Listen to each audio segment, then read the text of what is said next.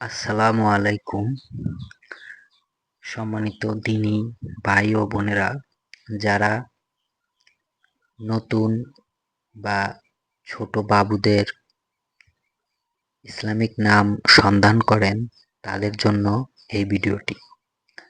আজকে আমরা এই পর্বে 10টি ছেলেদের ইসলামিক নাম নিয়ে আলোচনা করব এবং এর অর্থ নিয়ে আলোচনা করব।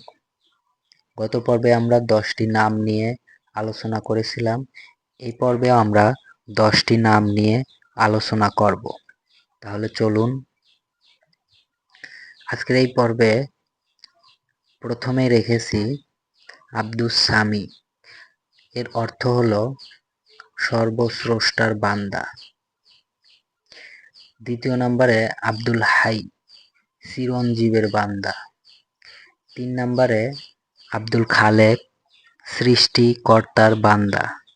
4 নম্বরে আব্দুল বারি, স্রষ্টার বান্দা। 5 নম্বরে আব্দুল মাজিদ, মহিমান্বিত সত্তার বান্দা। এগুলো সবই ছিল আল্লাহর নামের সাথে সংযুক্তপূর্ণ। আর এখন হচ্ছে 6 নম্বরে মোহাম্মদ, প্রশংসিত। 7 নম্বরে আহমাদ, অধিক প্রশংসাকারী। 8 নম্বরে হলো নূহ, এই নামের কোনো অর্থ পাওয়া যায়নি এবং নামের অর্থ পাওয়া যায়নি, তবে নামটি রাখতে পারেন, এটা হলো নবীর নামের নাম। আর 9 নম্বরে ইব্রাহিম, পিতা বা বারহাম।